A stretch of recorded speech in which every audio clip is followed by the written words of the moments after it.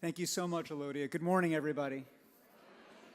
It is just, it was already thrilling and energizing to be in this room with all of you, and then just to have witnessed from backstage that award ceremony, which was so moving and powerful, has just made my day.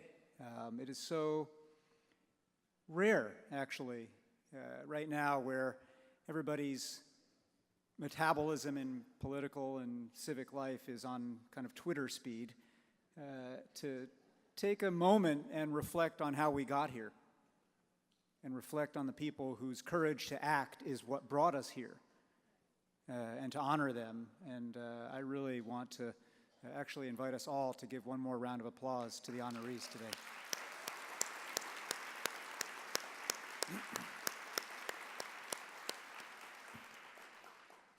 This is the first time, this is not my first time speaking to CABE.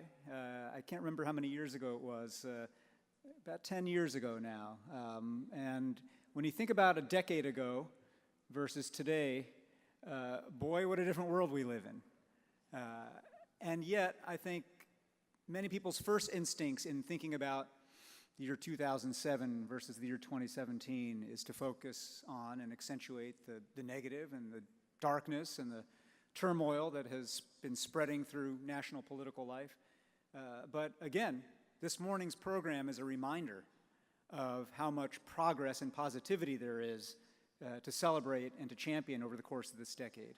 And the fact that Prop 58 is the law of this land in California is a remarkable thing to celebrate. I want to speak today about languages of power.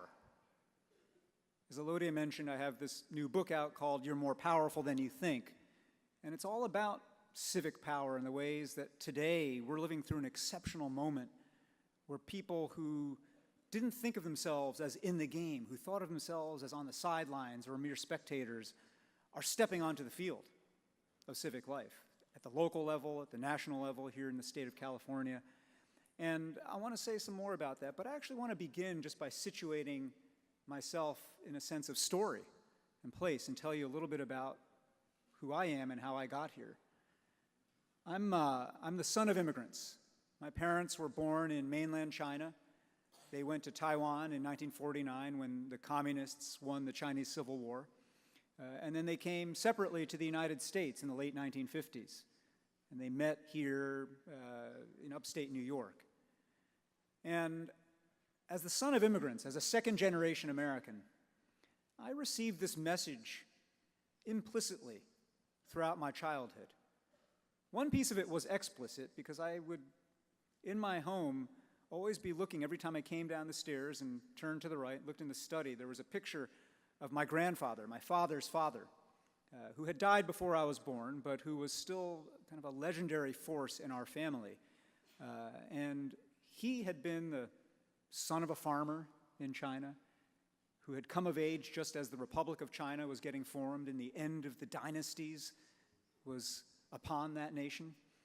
And he had the very fortuitous name that his farmer father had boldly given him, which was Liu Guoyun. Those of you who know Mandarin, Liu is my family name, but Guoyun means basically deliverance of the nation. So no pressure, right? My grandfather, in many ways, did live up to that name, partly just by the good fortune of timing of coming of age at the time when this new nation was being born, and joining the military and becoming a pilot and fighting both the Japanese during the Sino-Japanese War and the communists during the Chinese Civil War, and being one of the people who helped shape the course of 20th century events in that country. I never knew him, as I say. But I grew up with this message that here I was, this kid who'd just had the dumb luck to be born in Poughkeepsie, New York, and therefore, by birthright, under Section 1 of the 14th Amendment of the United States Constitution, just by dumb luck, had earned citizenship of the United States. And the implicit message to me throughout my childhood was, you didn't do a thing to earn it. So start earning it. Start showing up. Start being part of something greater than yourself. Start thinking about how you can be part of the deliverance of your nation.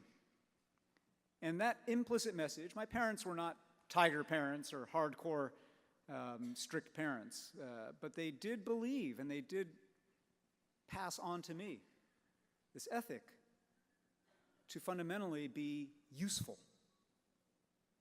And when I think about the ways in which that ethic has shaped me, I think about it in many different terms. It's partly a Confucian ethic, that life is not just about you and you are situated in this web of relationship and obligation that is not only about the people you are connected to who are alive today, but about where you locate yourself in a chain of generations, right? It's partly Confucian, and yet it is also, I think, in many ways, second-generation American. Be useful. Earn it. Make something of this. And so the work that I've tried to do all my life has been very much in the spirit of aiming to live up to that. And I grew up in a household where Chinese was spoken to me probably 80% of the time, and I responded in English probably 80% of the time. The net result of which is I'm probably about 1.5 lingual, not fully bilingual. But as I've reflected on the ways in which the arc of my career, going to public schools in New York, being able to go from there to Yale College, which then opened up vistas to me of national politics, and I went to work in Washington, D.C., first on Capitol Hill and then for President Clinton.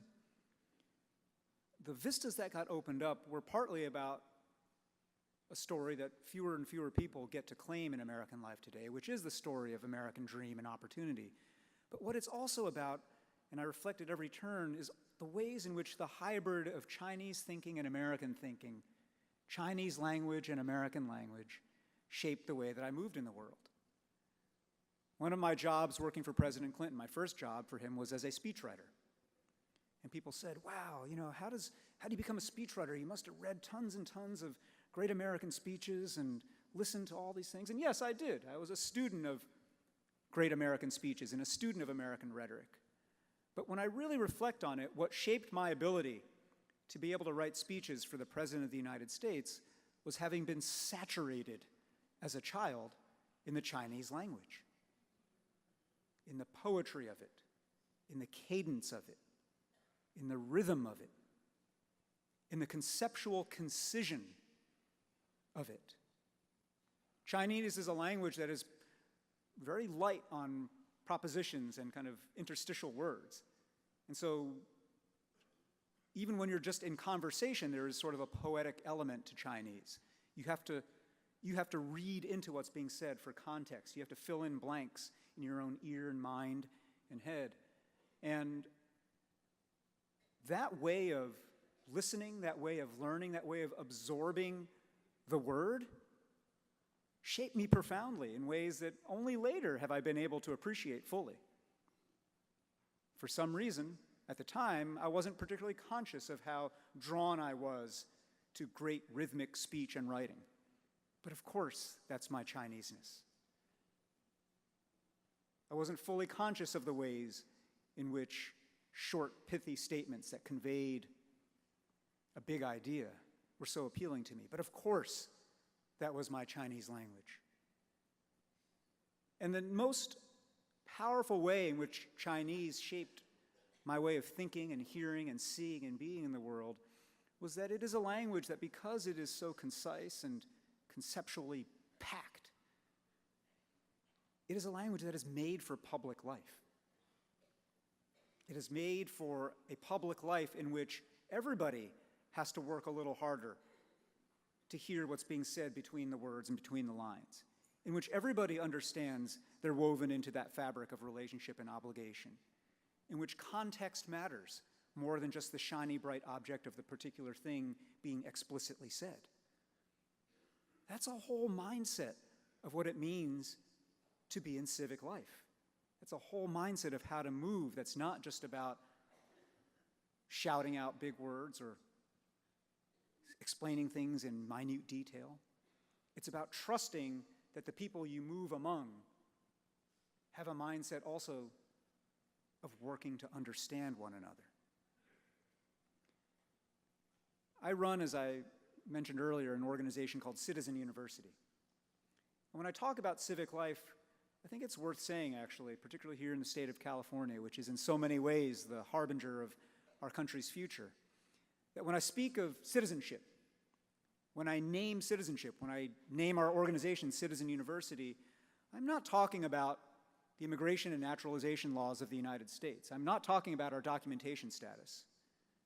I'm talking about citizenship in this deeper, more universally human ethical sense of what it means to be a member of the body, what it means to be a pro-social contributor to community, what it means to own and to claim that community as your own, what it means, in short, to be a non-sociopath. Right? Sociopaths, and we have plenty of evidence around us of them in public life, sociopaths think it's all about them. Sociopaths think that values like service and reciprocity and mutual responsibility are the beliefs of suckers. Sociopaths take advantage of other people who do believe in those things. Sociopaths are like toddlers. They think they can rage without consequence. They think they can lie without consequence. They think they can divide the world into our tribe and other tribe without consequence. Citizens do not think that way.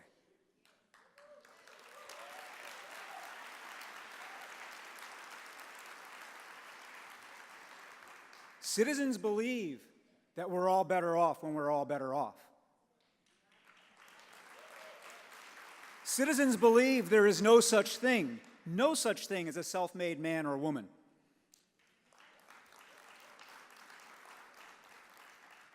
Citizens believe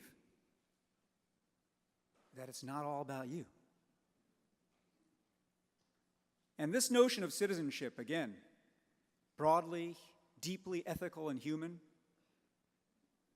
takes particular form here in the United States.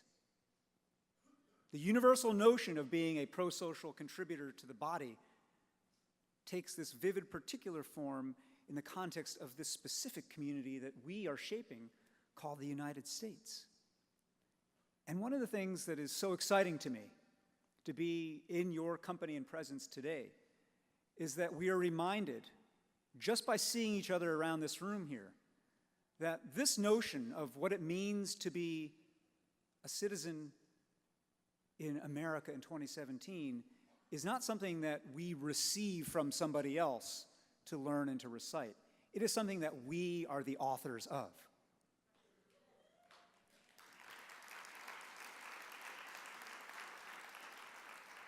And so what I want to talk about this morning is this notion of languages of power and a story of us.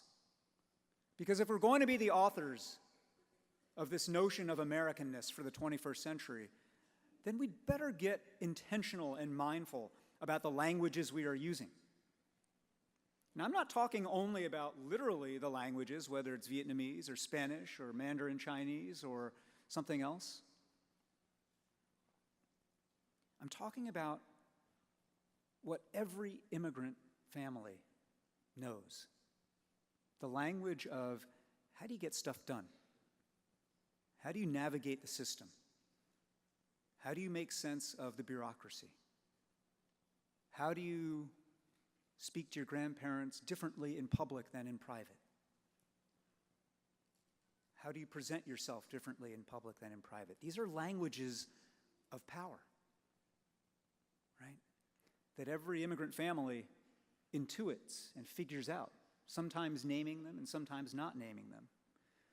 But when we think about what it means to be fluent, to be literate in the language of power, it's really important for us to be honest in naming what power is. So I want to start with this definition. I define power very simply as a capacity to ensure that others do as you would have them do. Now, to some of you, that's kind of menacing. That's kind of domineering sounding, right? And if any of you have qualms about that notion, that power is a capacity to ensure that others do as you would have them do, I really invite you to sit with it and get comfortable with it. And to be honest with yourself, because that capacity is something that we apply at every fractal scale of life. It is what defined how you were interacting with your significant others or your kids this morning before you came out here. It defines how you deal with your neighbors. It defines how you deal with your coworkers and your colleagues. And of course, it defines how we deal with decision makers and policymakers in public life. What it means to be literate in power is, I think, not just a metaphor. I think it's almost a direct statement that you have to be able to read power and you have to be able to write power, right? And so to read power, I want to explain a bit about the way that the work that we do at Citizen University, collaborating with bottom-up, community-based citizen change makers from every walk of life, every part of this country, people who are working on immigrant rights, on veterans, on voting reform, on national service, on participation in local problem solving, all these different folks. In the course of this work, I've discerned that there are 3 big laws of power that are worth naming. And just reflecting on the arc of experience that you all have had, both as an organization and as people here in the state of California, your experience just with the arc from Prop 227 to Prop 58 actually embodies these 3 laws. So the first law is this: power compounds. It concentrates. The rich get richer, the powerful get more powerful. And conversely, of course, the poor get poorer, and the powerless get more so.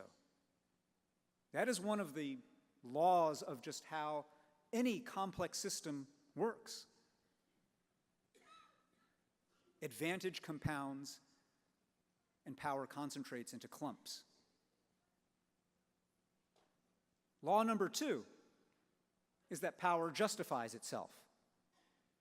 So once that power is concentrated in clump, those who have it, those few who hold it, begin to tell you stories, just so stories, about why it's a God-given reality that they and not you should have the power. And those stories take the form of ideology, of propaganda, of myth, of political rhetoric. And if the world just stopped at those 2 laws, that power compounds and that power justifies itself, we'd be in a world of hurt, right? Because those 2 just reinforcing one another would be this doom loop in which eventually just one guy has all the power and everybody else it doesn't, and the whole system tips over. What saves us from that doom loop is law number 3,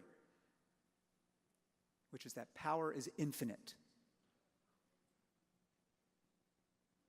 And I want you to sit with this one too. I know I'm in California, but I don't mean this in a new age way. Power is infinite in civic life. Right? Unlike energy in a physical ecosystem, where there's a finite amount in the system and one person's gain of energy must be another person's loss under various laws of thermodynamics and conservation of energy, in civic life, there is an infinite amount of power available to be created. So that if you learn how to give a public speech, if you learn how to organize your neighbors, if you learn how to push the buttons of your city council members or school board members, you don't diminish my ability to give a speech. You don't diminish my capacity to organize my neighbors or to influence my lawmakers. All you've done is added to the net amount of civic power circulating in the system. And this matters as a matter of mindset, because most people, most of the time, do have a zero-sum fixed mindset about power. And they assume that other folks have it, and therefore I don't and I can't have it. But here's the beautiful thing. When you realize that power is infinite, you realize too that you can create it out of thin air. And you create it out of thin air through this magical act called organizing. Organizing is magic.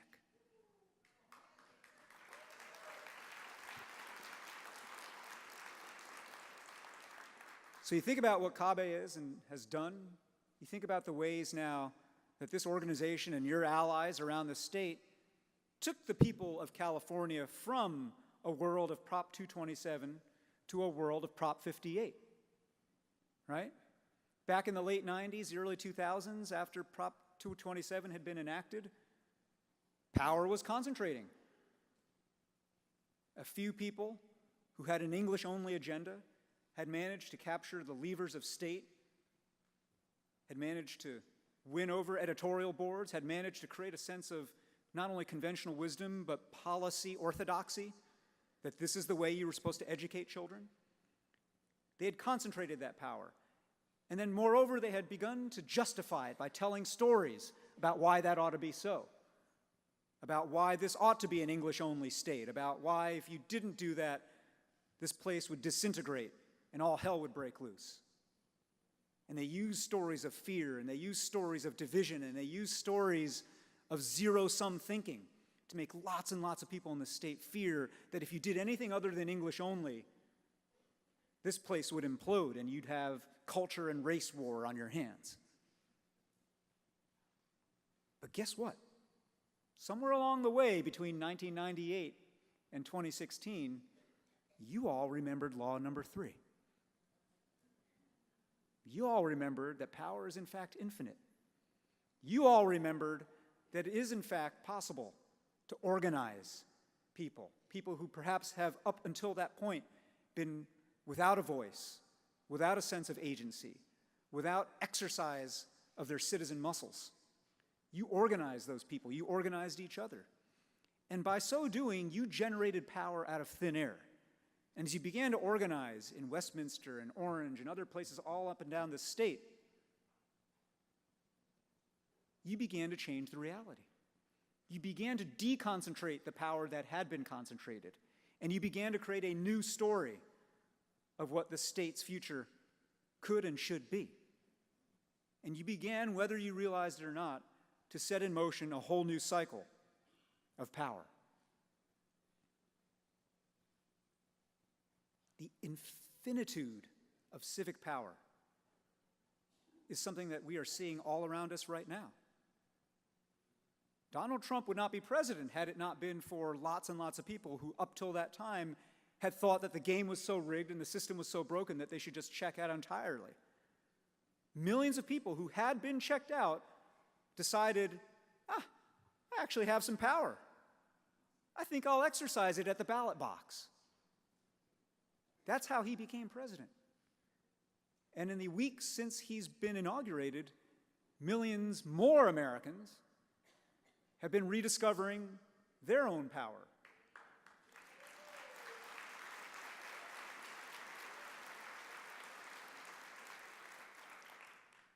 Not only in resistance, but in what is necessary to build upon that resistance and beginning to paint an affirmative picture of a future that people want to be part of. And that is what you here at CABE have been teaching the rest of the country. Because Prop 227 told one story, but Prop 58 wasn't just a repeal of Prop 227. Prop 58 was an affirmative new story about the state of California, about the nation of the United States, and about the ways in which we are indeed all better off when we're all better off, and that we don't have to fear the intermingling of our languages, our ideas, our ways of seeing and thinking and hearing and sensing one another. Well, these 3 laws that I've described each come with basically a call to action. So law number 1, if power tends to concentrate and clump and lead toward these winner-take-all games and outcomes, then our imperative is to change the game. If in the second place, power justifies itself with these stories and these narratives of why things are, then our imperative is to change the story. And if in the third place, power is infinite, but people in charge are selling you the idea that it's zero-sum and you can't ask for more because you'll be hurting somebody else, then you've got to change the equation. So changing the game, changing the story, and changing the equation are the tasks before us here as members of the body, for all of you as educators.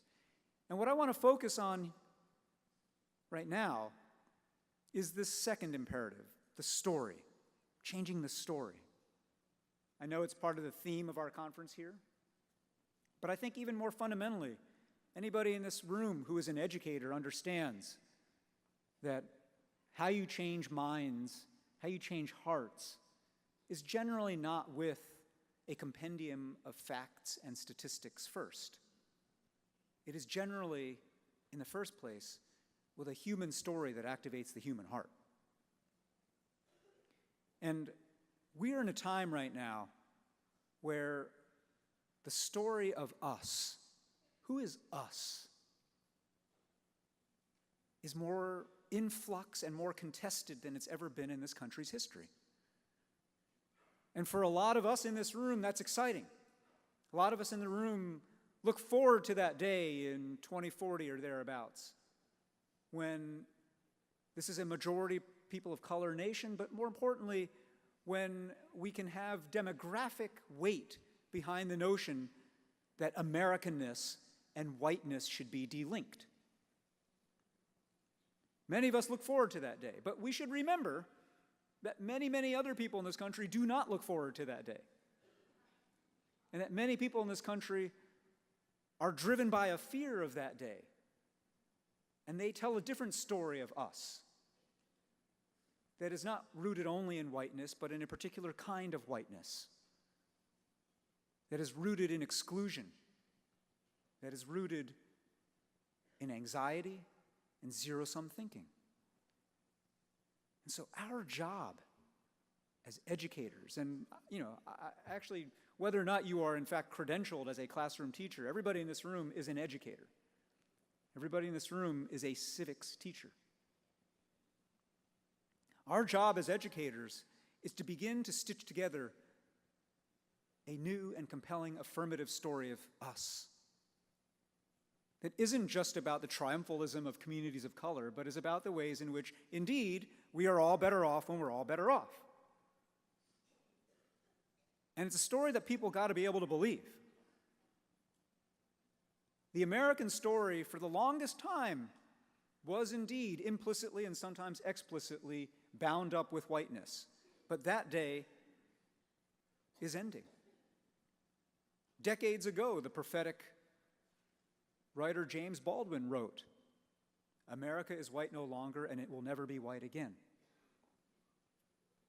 He wrote that line in an essay called A Stranger in the Village, when he spent several weeks as the only black man in a village in Switzerland, reflecting on different nations' notions of identity and whiteness. And from that vantage point, being the one non-white spot in this pristine white environment, physically, demographically, he could see with force and clarity the ways in which Americans had fallen into this habit of imagining themselves white,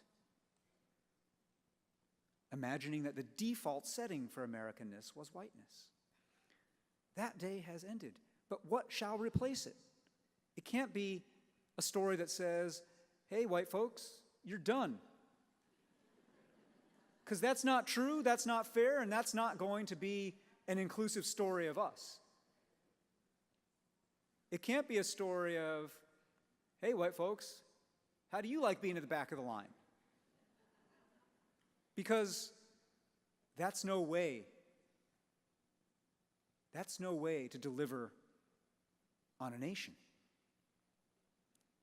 What it's got to be is, hey, this notion of whiteness has imprisoned you as much as it has oppressed me.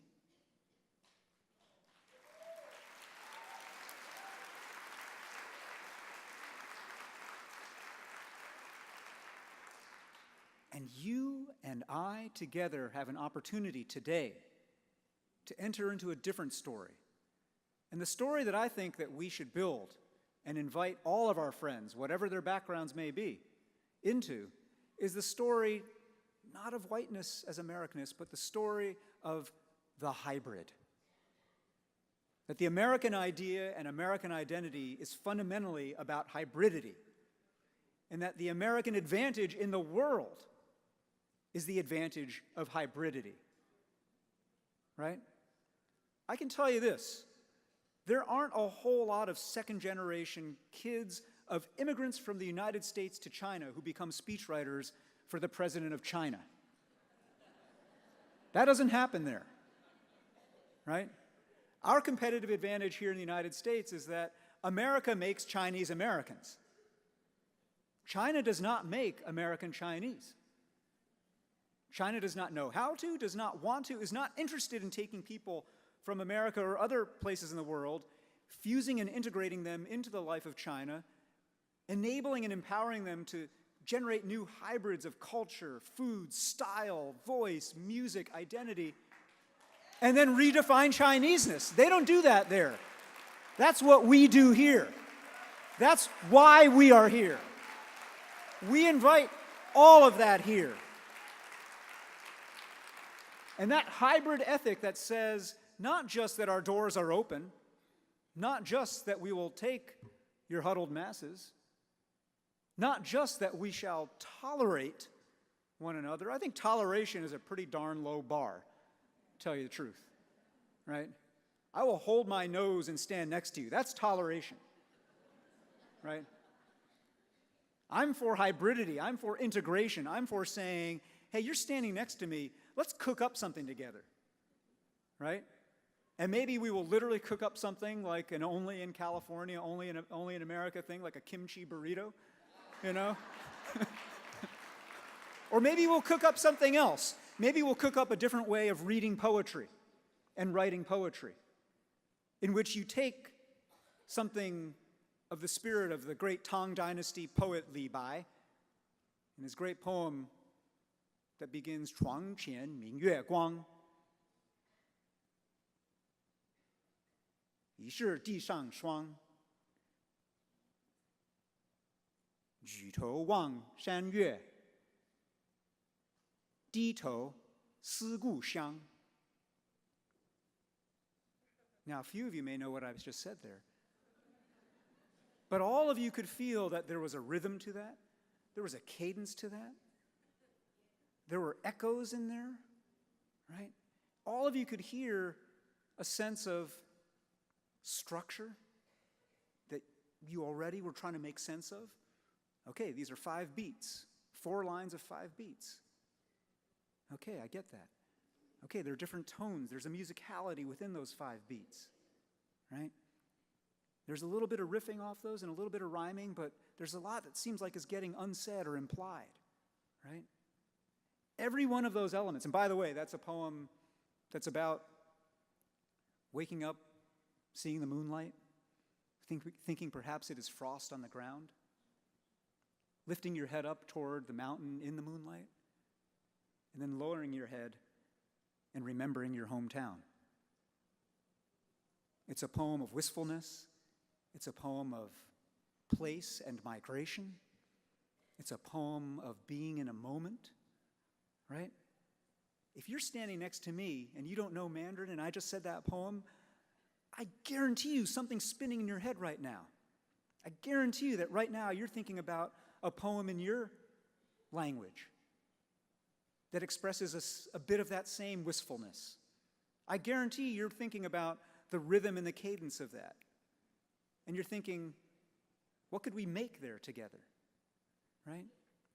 When I talk about this kind of hybridity, I'm talking about, to put it really simply, I'm talking about a Hamilton ethic, a Lin-Manuel Miranda ethic, right? That fuses hip-hop and the American musical and American poetry and colonial history and R&B and jazz and stirs it all up into this thing that is not some awful amalgamated mess, the way that people think and fear when you have this kind of intermingling, but is a work of human genius that was made possible only in America.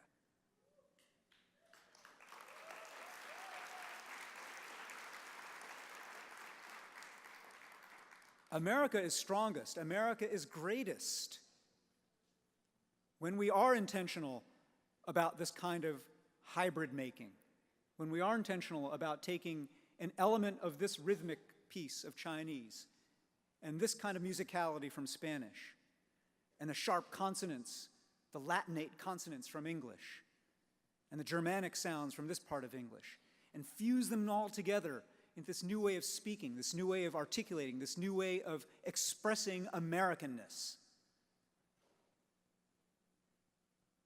That's when America is at its greatest. And our job as educators is not just to sell bilingual education, though of course that is one of the key means for generating every single thing I'm talking about, right? But we have to remember, bilingual education is the means, not the end. I know it can be easy to forget that sometimes because it is hard enough just to get it through as a means. And you don't have enough support, you don't have enough funding, and you don't have enough resource in the state to make good even on the promises that Prop 58 has put on the table. And I know you're fighting for that, and you must continue to fight for that. And you've got to remember that it is but a means to this greater end, which is creating a story in which people do not have to fear hearing languages other than English, in which people indeed begin to recognize that this is part of the beauty and the advantage of being an American.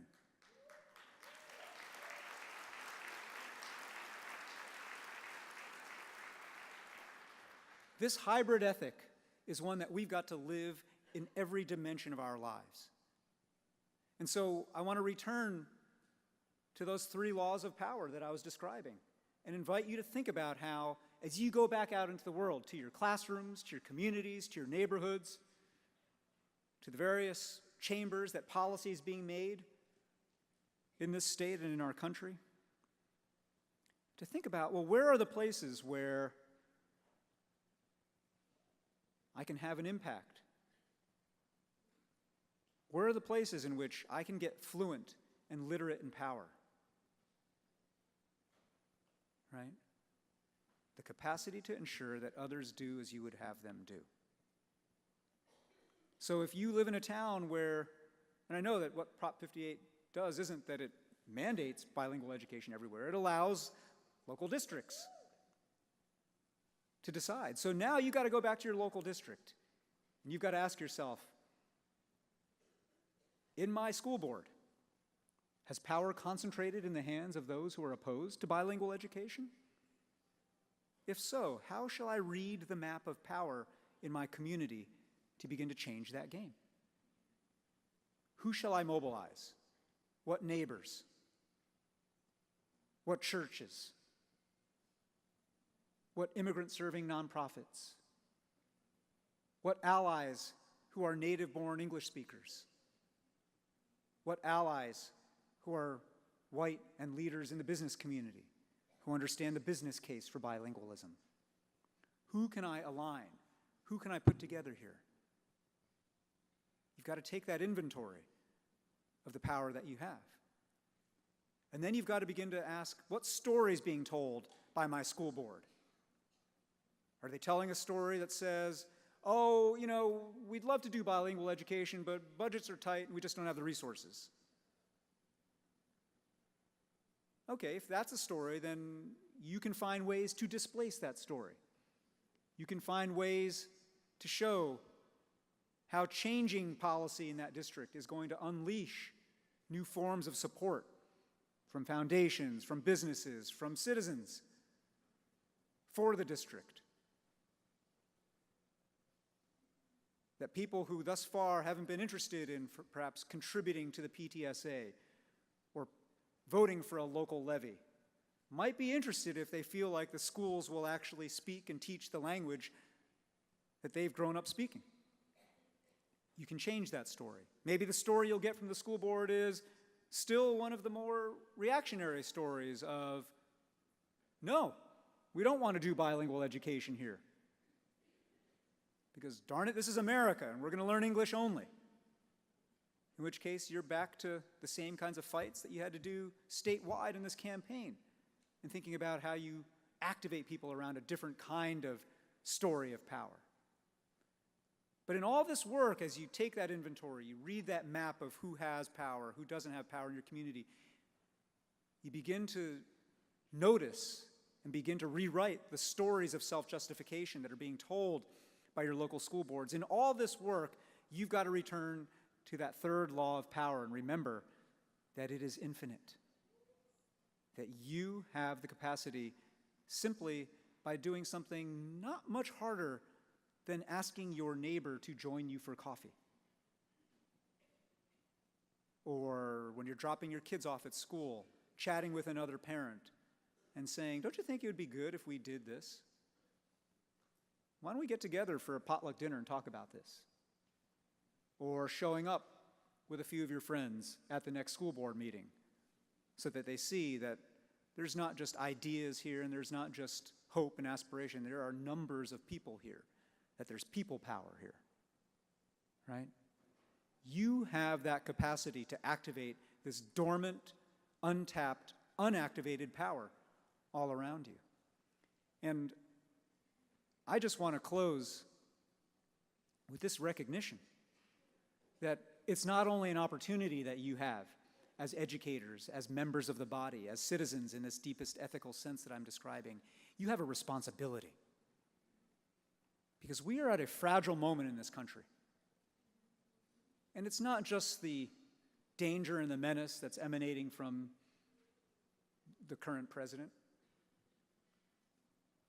We're at this fragile moment precisely because all at once we are more polarized politically than we've been as Americans since just about the eve of the Civil War. We have more inequality and concentration of wealth in this country since the eve of the Great Depression. And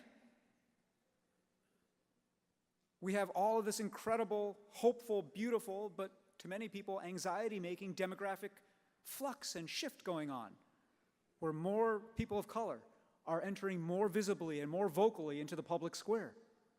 All these forces at once put us to the test. And the test is this: can the United States of America be planet Earth's first, very first, mass, multicultural, democratic republic?